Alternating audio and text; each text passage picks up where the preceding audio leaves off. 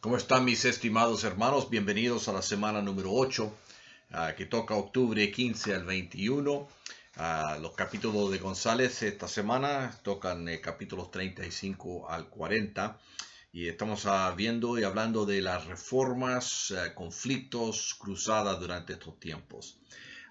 Lectura bíblica para hoy día, Mateo 24, 6 al 8, dice así. Y oiréis de guerras y rumores de guerras. Mirad que os no turbéis, porque es necesario que todo esto acontezca, pero aún no es el fin.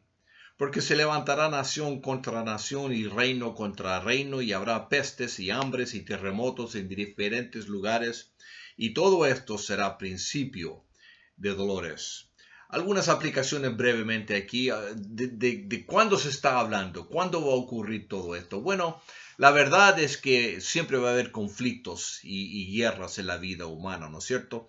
Lo estamos viendo aquí en la historia, en nuestras lecturas, lo vemos en nuestra vida contemporánea.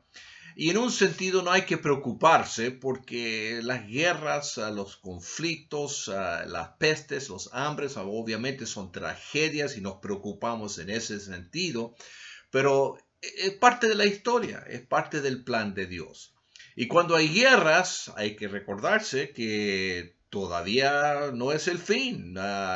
Todavía faltan cosas que ocurrir. Todavía hay parte del plan de Dios. Tampoco es el fin cuando hay pestes y hambres y terremotos.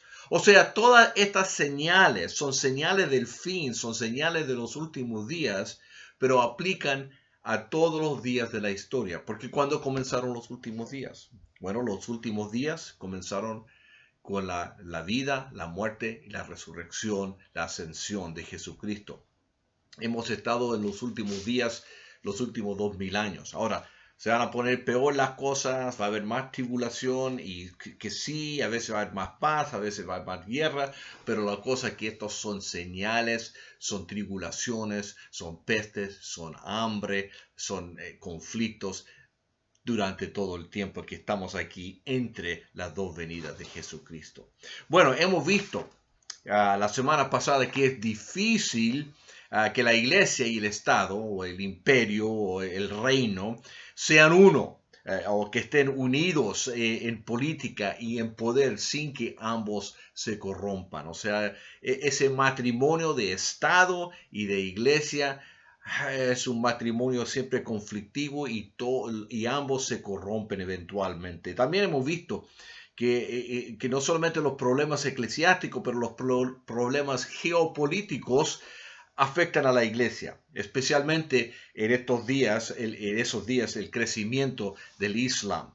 Y esta semana van a leer de algunas reacciones religiosas y políticas, y obviamente estas mezcladas muchas veces también, pero van a leer acerca de estas reacciones a las situaciones del día. Van a ver, número uno, intentos a la reforma. Ambos intentos monásticos y intento en el papado que hemos visto decayó de forma impresionante durante estos días que estamos estudiando. Número dos, noten que el imperio o el emperador y la iglesia o el papa no siempre estaban de acuerdo. O sea, había ese matrimonio, pero se peleaban muchas veces. Tenían un matrimonio, se podría decir, de conveniencia. Pero a veces lo que uno quería lo que más le convenía a él y no al otro. Número tres, algo sumamente importante en la historia eclesiástica y secular y que afecta hasta hoy son las cruzadas. Fíjense que estas guerras, estas cruzadas son más complicadas políticamente de lo que muchos se imaginan.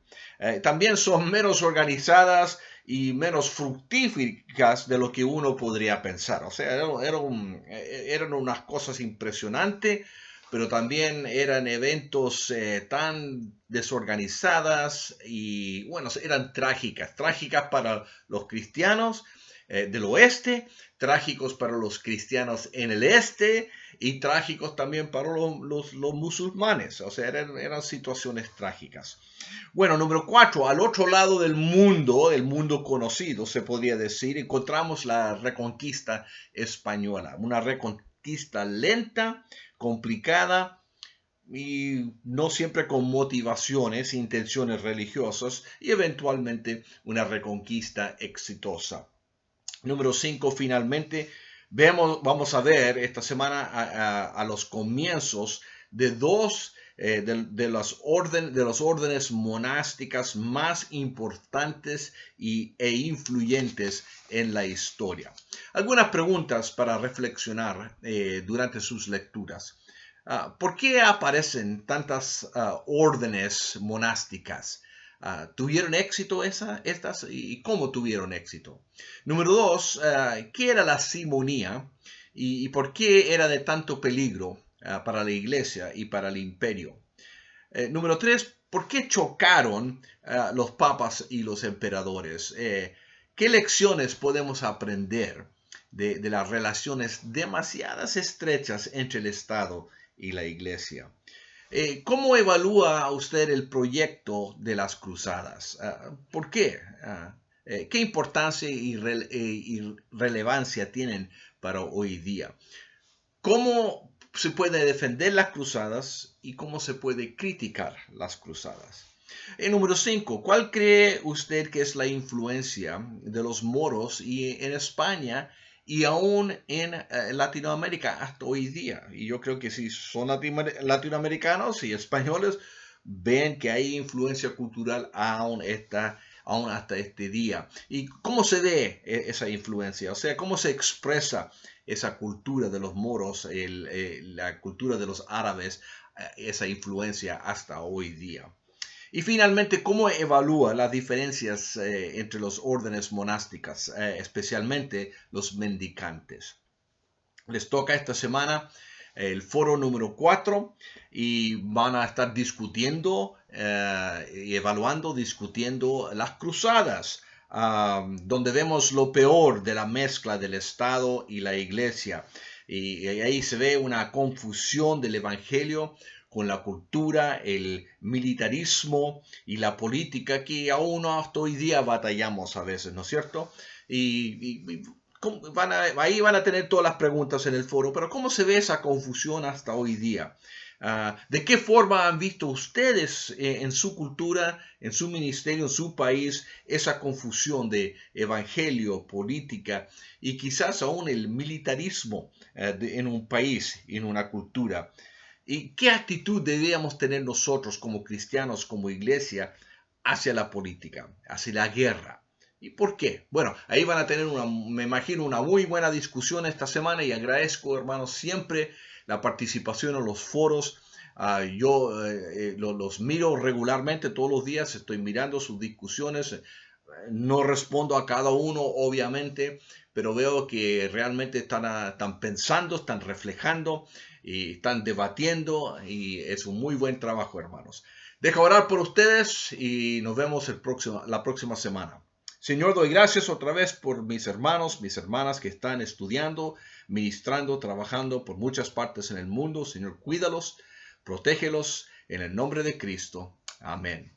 Nos vemos pronto, hermanos. Gracias.